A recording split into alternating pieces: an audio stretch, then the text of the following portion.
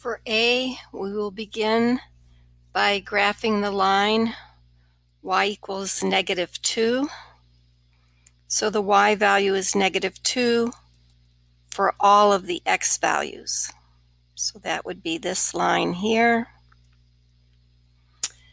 Then when we will graph x equals -3.